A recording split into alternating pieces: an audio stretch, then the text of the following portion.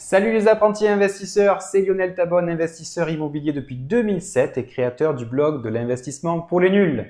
Dans cette vidéo, je vais partager avec vous la troisième et dernière partie de l'interview que j'ai réalisée avec Anthony, un jeune investisseur immobilier marseillais. Mais avant de commencer, je vous rappelle, comme d'habitude, que j'ai créé un livre électronique bonus dans lequel je partage ma méthode étape par étape pour générer 1000 € par mois avec l'immobilier sans risque et en partant de zéro. Pour recevoir gratuitement cet e-book, il vous suffit simplement de cliquer sur le lien qui est juste en dessous de la vidéo dans la description et de m'indiquer à quelle adresse mail je dois vous l'envoyer. Si vous n'avez pas vu la deuxième partie de cet entretien avec Anthony, je vous conseille d'aller la regarder en cliquant sur la vignette qui apparaît en ce moment ou en vous rendant dans la playlist interview de la chaîne. Allez, on y va pour la dernière partie de cet entretien et on se retrouve juste après. À tout de suite. Alors, 1000 € de cash flow avec le premier bien. Ouais. 700 € de cash flow avec le second bien. Il manque le troisième. Alors le troisième, c'est un petit peu la surprise sur le gâteau, puisque la conjoncture du financement de cet appartement fait que je me retrouve avec un différé partiel de 4 ans. Alors j'expliquerai un petit peu plus tard comment on a réussi à avoir ça, mais du coup j'ai des mensualités de 250 € par mois. Avec, comme je le disais tout à l'heure, un chiffre d'affaires de 2000 €. Donc ça fait un cash flow, voilà. 2600 € pendant la période du différé, c'est voilà. à peu près. C'est ça. Okay. C'est ça. Et après, donc tu vas passer à une mensualité de combien? Après, au bout de 4 ans, on va passer à 840 € de mensualité. Mais ça me laissera le temps de voir d'ici là si justement je ferai pas un achat-revente, puisque il y a pas mal de plus-value sur cet appartement aussi. Toujours dans le 7e arrondissement? Toujours dans le 7. En fait, il faut savoir qu'ils sont tous à vol d'oiseau à 150 mètres. D'accord, donc ça te permet de les gérer aussi. Est-ce que tu les fais en direct d'ailleurs? C'est bien. Alors, il y a la partie check-in, check-out qui sont automatisés. Ouais. La partie ménage qui est déléguée obligatoirement. On n'a pas encore inventé des robots qui peuvent voilà, ça va venir peut-être. Échanger les draps. Donc délégation sur la partie ménage et également sur la blanchisserie d'ailleurs, une conciergerie que je recommande avec un service très professionnel. Conciergerie Talus, donc qui est sur la place Charles de Gaulle, donc assez centrale. Pas très loin du Vieux-Port. Ouais. Et voilà, j'en suis satisfait, donc on fonctionne comme ça. Et en termes d'automatisation, communication, c'est tout ce qui est réservation et envoi on va dire des messages templates, donc des messages préenregistrés, voilà, pour les indications d'arrivée, etc. Après, moi je veux garder la main sur la communication pendant le séjour. C'est important. Voilà. Avoir des réponses personnalisées si on me pose une question. Voilà, parce que en fait finalement ce que je m'aperçois, c'est que les gens ils recherchent plus une expérience voyage que un logement pur et dur, parce qu'on retrouve ça sur de l'hôtel. Voilà. Moi je crée ça plus comme de l'expérience voyage. Ok. Si on fait un petit rapide calcul sur le cash flow sur les trois apparts, donc 1000 pour le premier, 700 pour le second. Alors le troisième c'est un peu particulier. C'est un peu particulier. Actuellement tu es à 1600. Mais actuellement, ouais, c'est même plus 1800 mois. Après, on va 1800. Voilà. Allez, ok. Le jour où tu vas payer ta mensualité, donc qui sera de 800, tu m'as dit, donc ça sera 1200 à peu près. Ouais. Allez, donc 1700 plus 1200, on est à 2900 €, presque 3000 € de cash flow sur ces trois apparts. Ouais. Super comme résultat. On avait une autre question maintenant par rapport au financement de tes biens.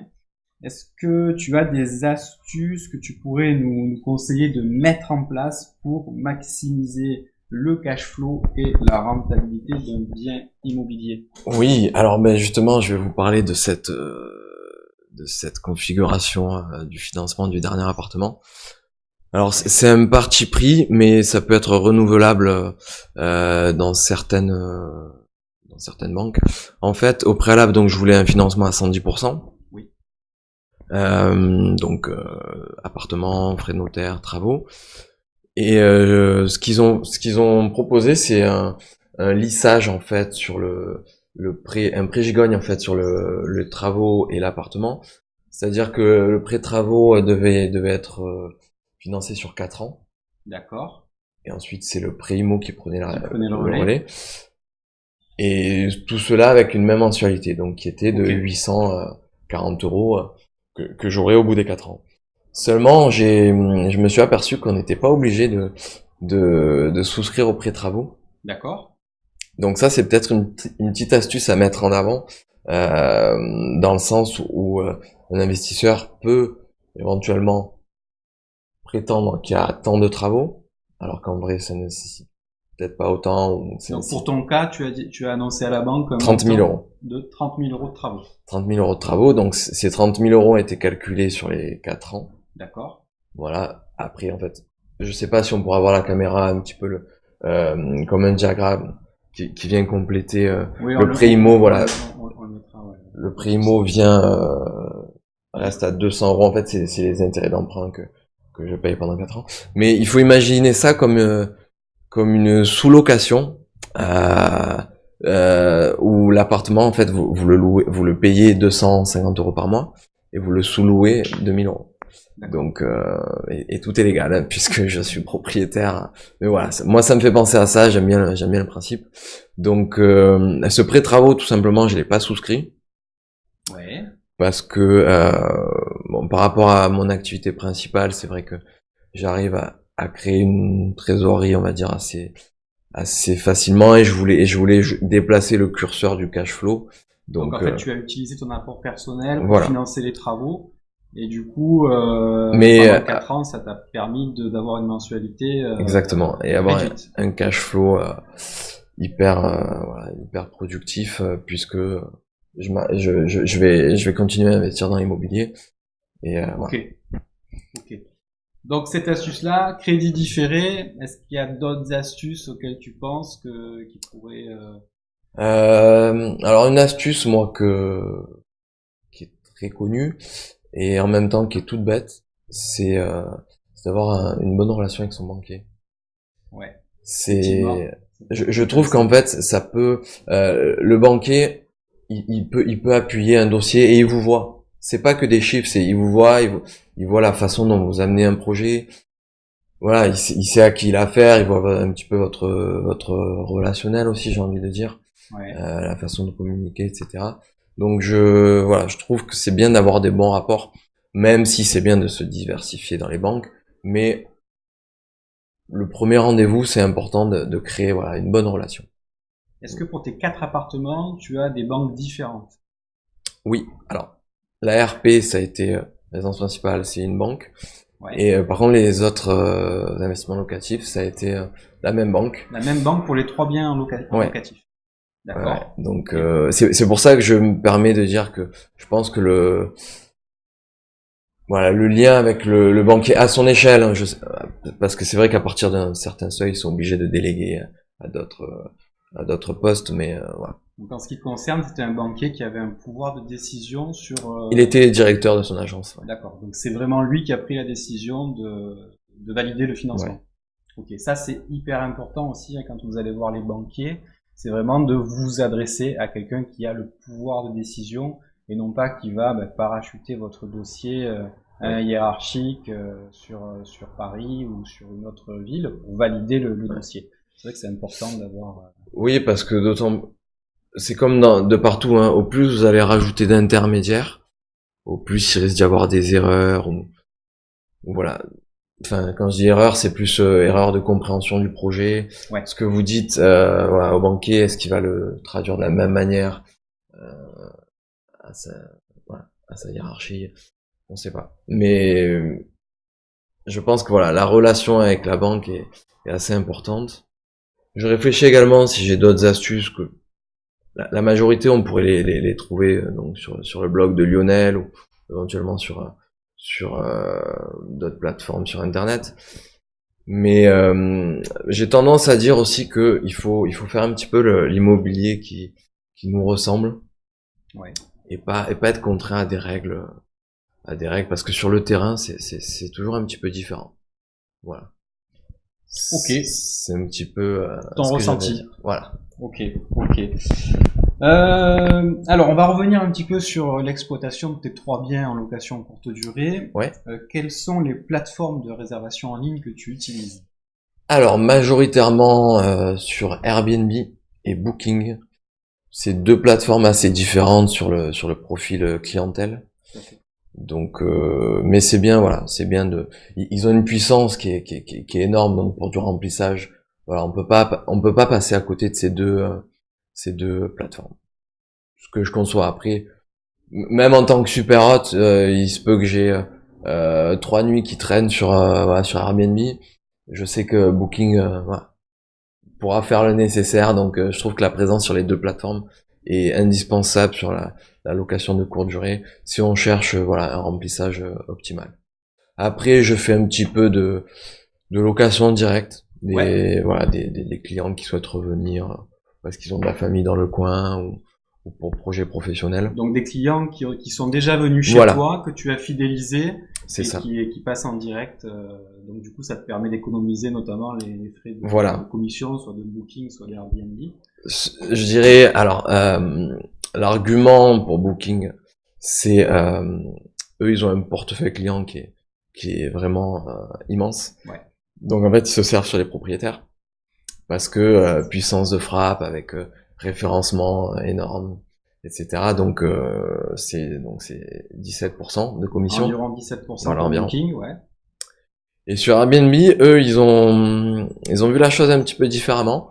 Ils se sont dit que par rapport à leur parc, on va dire leur parc immobilier, hein, leur parc locatif, ils proposaient donc aux locataires voilà, une certaine prestation. Donc ils margent plus sur les locataires que sur les propriétaires. Donc en fait, quand vous avez des clients qui réservent sur Airbnb, vous l'effort sur la nouvelle réservation en direct, il est beaucoup plus facile puisque les frais Airbnb sont répercutés sur le locataire quand il réserve. Donc c'est-à-dire que sur une réservation vous mettez une nuitée à 100 €, le locataire va payer, je crois, on va arrondir à 120 €, un petit peu moins, 115. D'accord. Ben, clairement, vous pouvez lui proposer la nuit à 95 €. Il verra une différence de 20 €. Donc voilà, c'est assez facile pour fidéliser, on va dire, les clients qui souhaitent revenir. Et il faut dire ce qui est, le prix, ça reste le nerf de la guerre dans la location courte durée. Ouais. Donc tu n'utilises qu'Airbnb et Booking, tu n'utilises pas d'autres plateformes? On peut en parler, mais ça va être Abritel. Abritel, alors c'est assez particulier. J'ai beaucoup d'Allemands sur Abritel, j'ai beaucoup d'Allemands. D'accord. Et avec un pouvoir d'achat, j'ai l'impression plus élevé. Ouais. Parce que mes prix sur Abritel, c'est une plateforme que je laisse on va dire en présentiel. Hein, mes appartements sont sur Abritel. Et de temps en temps, il va y avoir des voyageurs qui vont réserver peut-être une semaine, 10 jours à plein pot. C'est-à-dire que je joue pas sur la tarification modulée sur Abritel. Et donc voilà, ça fait un petit peu de remplissage à un prix intéressant. Ok, est-ce que tu as un ordre d'idée de ton taux de remplissage alors annualisé ou mensualisé? Est-ce qu'il y a des périodes durant lesquelles il y a des creux? Alors de mon expérience, donc moi ça fait depuis mars 2017 donc que j'ai lancé la location saisonnière. Et avec ce recul-là, les périodes on va dire les plus difficiles. Quand je dis difficile, c'est là où on doit être un peu plus actif, réduire la durée du séjour, moduler un petit peu ses prix. Ouais. Ça va rester novembre et février. Novembre et février. Voilà. Sur Marseille. Sur Marseille, oui. Okay. Sur Marseille, encore une fois, si vous faites les choses intelligemment, donc en baissant vos prix, en s'adaptant au prix du marché et en diminuant la durée du séjour, vous avez un remplissage quand même. Voilà. En moyenne, je suis quand même à... C'est difficile de donner un ordre d'idée puisque on va dire je suis à 27 nuitées par mois. C'est pas mal. Ouais. Ok. en prenant la basse saison. Ok. Voilà. Bon, bah c'est plutôt sympa. 27 nuitées par appartement. Hein. 27 nuitées par appartement et par mois, ouais. On va dire lissé sur une année. Sur une année. Ok. Donc c'est plutôt des résultats satisfaisants pour toi. Oui, c'est satisfaisant. Ce qui travaille un petit peu pour moi aussi, je pense que on en parlait tout à l'heure, c'est aussi le référencement sur Internet avec les commentaires. C'est-à-dire que si on arrive sur une période de novembre un petit peu creuse et que les personnes ont le choix entre deux appartements de standing équivalents, eh ben, c'est vrai que voilà, les commentaires et peut-être le statut super hot ou les notes sur Booking peuvent faire la différence. Ouais, c'est vrai peut-être que les commentaires sont importants, le statut super hot aussi, ça te met, on va dire, en première position dans l'affichage de ton annonce. Peut-être également la qualité des photos. Qualité des photos, oui, je pense aussi. Alors à l'époque, Airbnb proposait le service gratuitement. Ouais. Donc maintenant il est payant. Voilà, ils sont malins parce que ils vous font entre guillemets imaginer que votre référencement sera meilleur si vous faites appel à un professionnel. Sauf que là, vous devez payer le professionnel et il le récupère sur les commissions, donc des locations. Étant donné, voilà, ayant connu l'historique du photographe professionnel avec Airbnb, je trouve que c'est un petit peu, voilà. Ils ont mis en avant leur service à eux, Voilà. comme ça leur permet de gagner plus d'argent, hein, tout simplement. Carrément. Alors qu'avant, effectivement, c'était complètement gratuit. Hein, le fait que vous ayez votre appartement sur la plateforme vous permettait d'avoir une séance de photos gratuite. C'est ça. Ils ont changé de fusil d'épaule. Parce que il y a 2 ans, c'était ok, on a des gens qui veulent louer leur appartement, mais on sait très bien que si on leur met de belles photos, ils vont être plus réservés et on va avoir plus de commissions. Donc ça, c'était un bon parti pris. Ouais. Et là, du coup, ils se sont dit, je pense, ok, on a tellement d'appartements à louer que là, on va dire, voilà, soit le proprio fait la démarche d'avoir de belles photos, soit... Alors, pour rester sur les photos, alors, combien de photos tu publies pour chaque appartement et est-ce que tu postes des photos de l'environnement du logement, de la proximité des lieux touristiques à visiter? Oui. Alors, j'ai en moyenne entre 20 et 30 photos par appartement. Okay. C'est pas mal. Y compris donc ce que tu disais, l'environnement. Forcément, à Marseille, voilà, il y a des photos qui parlent plus que d'autres, c'est-à-dire que bon, Notre-Dame de la Garde, le Vieux-Port, etc. Mais c'est important de les mettre parce que ça raconte une histoire avec le logement et ça présente bien. Ok. Donc, ce que je peux dire aussi sur les photos, n'hésitez pas à mettre quelques détails de décoration.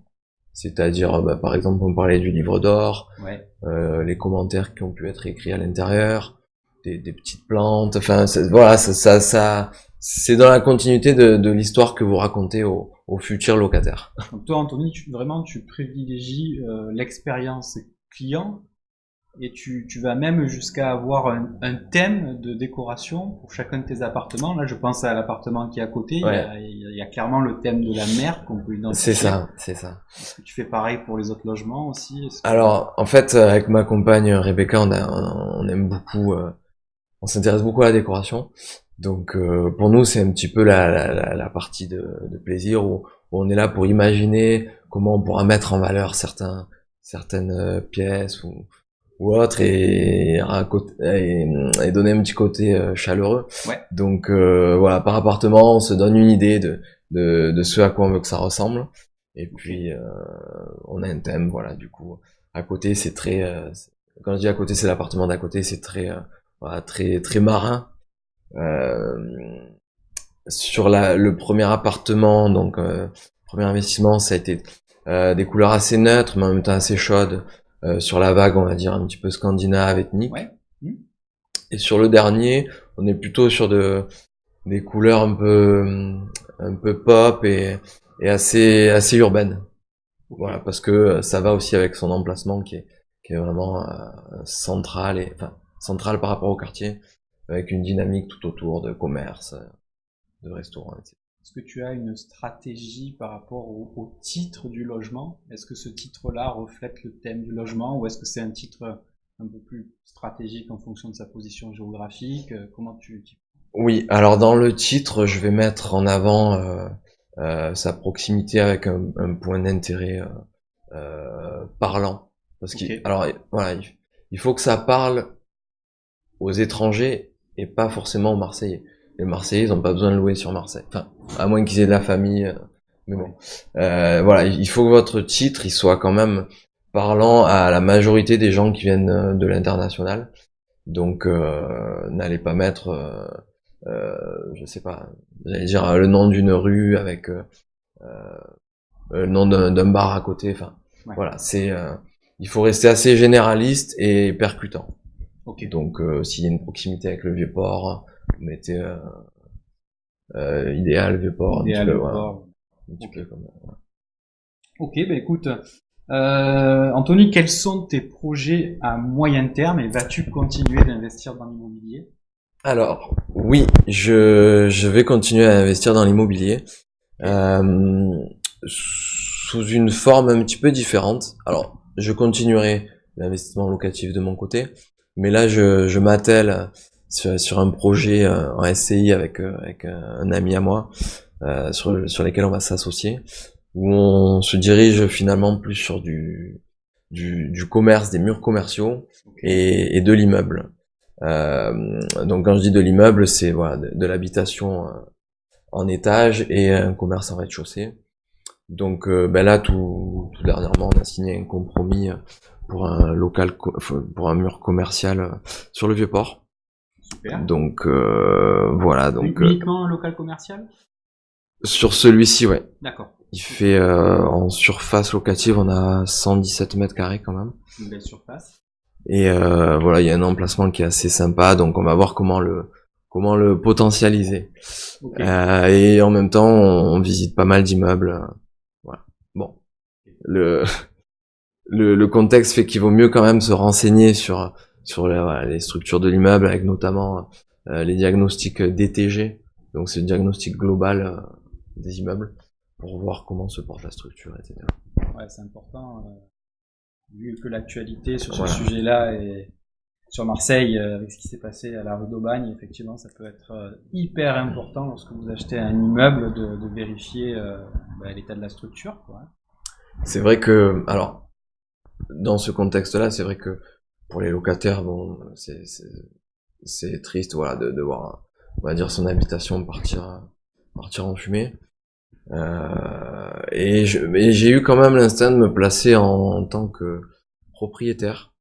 Alors, bien évidemment, on sait pas ce qui était fait à l'intérieur, etc. Mais voilà, imaginez que vous venez d'acheter l'appartement, vous êtes endetté sur 20 ans. Au niveau des assurances, il faut voir les clauses, etc. Mais voilà, c'est pour ça que c'est important de savoir où on met les pieds. Parce qu'un investissement sur 20 ans qui part en fumée... Est-ce que tu te fais accompagner par des artisans quand tu visites des biens? Oui. Alors, en général, je fais ma première visite seul, parce que voilà, jusqu'à présent, j'ai investi dans le 7e arrondissement, qui est un marché assez tendu. Ouais. Et il faut être hyper réactif, c'est-à-dire la journée ou au pire le lendemain matin, il faut aller sur place pour visiter. Et en fonction, si je valide, j'ai mon ouvrier avec lequel tu je travaille. une contre-visite avec un artisan qui valide l'état des logements. Qui valide voilà l'état du logement et les choses qui auraient pu me passer. Tu aurais pu ne pas voir parce que t'es pas forcément un expert techniquement de l'immobilier. Exactement. Ok. Ça en général, je laisse les professionnels s'en occuper. C'est ce qu'il faut faire. C'est ce qu'il y a de mieux. Après, au niveau professionnel, je tends à prendre une direction un petit peu différente. Donc là, avec tous ces investissements, je vise à justement me dégager du temps. Je vise un mi-temps en fait. L'avantage que j'ai, c'est je suis dans le libéral, donc j'ai pas de patron pour me dire comment je dois travailler, à quelle heure, voilà. Patron, ouais. Mais du coup, on est quand même contraint à s'organiser aussi par rapport aux patients. Enfin, voilà, s'il y en a qui finissent à 18h le travail, que vous avez entamé une rééducation, voilà. Mais tu es kiné et donc ton objectif c'est de passer carrément à mi-temps, mais tu veux quand même abandonner ce... Non, je veux garder mon mi-temps parce que c'est un métier que j'apprécie beaucoup. Il y a un contact avec les gens, j'ai pas l'impression de travailler, hormis quand quelqu'un, un patient vous demande de venir à 19h. Ouais, voilà. Là c'est un peu problématique, effectivement. Donc, mais c'est un métier passion quand même pour toi. Ouais. Ok. Et puis, en tant qu'investisseur, on pourrait éventuellement m'apporter des bonnes opérations, quoi. Voilà, un patient qui me dit, ah, ben j'ai mon voisin qui vend tel appartement. Ok, j'en prends note. Oui. Donc, en fait, tes patients connaissent un petit peu ton activité d'investisseur et du coup, ils peuvent des fois te mettre au parfum de certaines affaires qui sortent. Voilà, en fait, c'est beaucoup le bouche à oreille. Bouche à oreille. Même si je peux parler pour les investisseurs, les bonnes affaires sont rarement, ça arrive, hein, mais sont rarement publiées sur les plateformes type Le Bon Coin, Se Loger, à moins que ce soit un particulier qui la poste. Mais encore que si le particulier la poste, il va y avoir souvent une valeur affective qui est mise au départ dans le prix de l'annonce. Donc une négociation pas forcément évidente. Voilà. Et du coup, voilà, je considère que avant d'être mis sur les plateformes, pas mal de gens se sont servis au préalable. Ouais. Donc en fait, ce que tu nous dis, c'est qu'il faut se créer un réseau. Ouais. De manière à pouvoir éventuellement tomber sur une bonne affaire, mais qui n'est pas en ligne parce que un agent immobilier l'a rentré par exemple dans son portefeuille, mais l'a pas encore publié, et donc pourrait t'en faire bénéficier parce qu'il sait que toi, tu peux acheter rapidement, tu peux derrière l'exploiter. C'est ça. Je pense qu'en fait c'est une relation gagnant-gagnant, puisque si l'agent immobilier sait comment vous fonctionnez, voilà, que vous avez l'habitude d'aller au bout des choses, que vous êtes hyper dynamique et intéressé par le sujet de l'investissement, il a tout intérêt à faire appel à vous, vous présenter le sujet en premier, voilà, pour que lui il rentre, il ressort, il prend sa commission et puis on n'en parle plus, plutôt que de faire les frais de pub, les visites, etc. Voilà, je pense que c'est gagnant-gagnant. Ok. Écoute Anthony, merci. Pour finir, quels seraient les 3 conseils que tu pourrais donner à un investisseur débutant qui souhaiterait faire la même chose que toi et avoir les mêmes résultats? Oui. Alors, premier conseil, je dirais que il faut déjà se baser sur un marché que vous connaissez. Un marché que vous connaissez, c'est-à-dire que vous y avez soit habité quelques années, ou vous avez de la famille sur place qui peut éventuellement vous dire comment évolue le marché, connaître également le prix du mètre carré, qu'est-ce qui reste une bonne affaire, le prix locatif, que ce soit pour la location vide ou forcément si c'est un quartier que vous connaissez, dans lequel vous avez vécu, forcément vous avez plus de chances de connaître ces prix-là. Et vous connaissez aussi un petit peu la dynamique du quartier, quel profil de locataire ça peut intéresser. Clairement, à Marseille, nous avons des quartiers, ça sera pas forcément adapté pour les personnes âgées, ou ça sera pas forcément adapté pour les personnes en couple avec des poussettes. Voilà, j'ai quelques idées qui me viennent en tête, mais voilà, il faut avoir un plan d'action sur un marché que l'on connaît.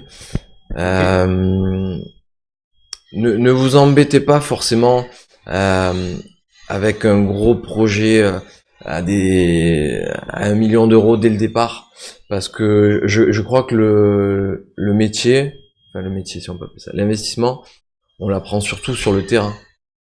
Il y a des conseils, des lignes de conduite à suivre qu'on peut apprendre dans les bouquins, sur internet, mais il y a quelques étapes où on les apprend sur le terrain, et on gère pas les mêmes choses quand on est sur un projet à 1 million d'euros que si on est sur un projet à 80 ou 100 000 euros. Je veux dire, voilà, la dose stress, la dose conséquence, c'est pas la même. Donc moi, je conseillerais de se faire la main, sur un petit studio, quelque chose, à plusieurs casquettes, c'est-à-dire Ça peut être pour du logement étudiant ou du saisonnier. Au moins, vous avez mis un pied à l'étrier et voilà, et ça vous donne envie par la suite de voir, ok, ça fonctionne bien, on est rassuré. Maintenant, on avance et gravir les échelons comme ça. Donc, premier conseil, investissez dans un quartier que vous connaissez. Ouais. Deuxième conseil, partez pas avec un projet à 1 ou 2 millions d'euros. C'est pas la peine. Commencez avec un petit studio, un T2 à 80, 100 000 euros pour vous faire la main. Un petit dernier, peut-être? Un petit dernier, ce serait d'avoir plusieurs possibilités sur chaque logement. C'est-à-dire, l'idéal, c'est d'acheter un prix en dessous du marché, pouvoir l'exploiter parce que sa configuration ou son environnement est sympa, donc vous l'exploitez comme vous le voulez avec bien sûr du cash flow positif. Mais n'hésitez pas à regarder aussi le potentiel plus-value à la revente. Disons que ça sera la cerise sur le gâteau, parce que je pense que dans le parcours d'un investisseur, on va être amené parfois on sait jamais, je conseille pas, mais à vendre certains biens pour d'autres projets. Et ce serait dommage soit de perdre de l'argent, ou soit être bloqué dans un marché qui est très qui est peu demandé. C'est-à-dire que si vous faites que de la maison de la chambre de bonne, pardon. Ouais. Alors sur l'exploitation, je pense que c'est hyper intéressant parce que prix d'achat, etc. Mais patrimonialement parlant, patrimonial, c'est tellement spécifique que ça peut être gênant pour le revendre rapidement. C'est ça. Du coup, pour un premier investissement, je dirais qu'il faut regarder un peu toutes ces facettes-là pour être sûr de mettre le pied dans le bon véhicule et avancer sereinement. Ok, écoute Anthony, merci à toi. Merci Lionel, j'espère que ça plaira aux futurs investisseurs. Je pense que ça va plaire aux futurs investisseurs. Si vous avez aimé cette vidéo, n'hésitez pas à mettre un petit pouce bleu, cliquez sur j'aime. Et puis, si vous pensez qu'elle peut intéresser d'autres personnes, partagez-la. Si certains investisseurs sont intéressés par on va dire, mon mode de fonctionnement, ou voir un petit peu à quoi ressemblent mes appartements, également n'hésitez pas à aller sur Instagram. Vous tapez Serenity, SERENITY, Escape, ESCAPE, et voilà, vous verrez, on anime un petit peu. On va le rajouter en dessous dans la description de la vidéo, vous inquiétez pas. Voilà, on essaye d'animer ça comme on peut, et ça peut être un petit plus pour vous. Ok. À la prochaine. Bye bye. Voilà. J'espère que la dernière partie de cet entretien avec Anthony vous a inspiré, surtout qu'il vous motive encore une fois pour passer à l'action, pour investir dans l'immobilier locatif.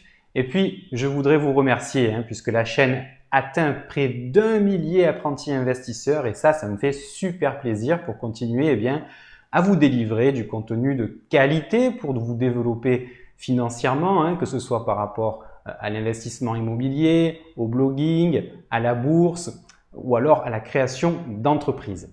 Si ce n'est pas déjà fait, abonnez-vous à la chaîne en cliquant sur la petite cloche de manière à être prévenu automatiquement lors d'une nouvelle publication de vidéo. Donc tous les liens également de mes formations et des formations que je recommande sont dans la description juste en dessous. Prenez soin de vous, prenez soin des gens que vous aimez, ayez l'esprit cash flow et quant à nous, on se retrouve tout de suite de l'autre côté pour le cadeau bonus sur l'immobilier. Ciao!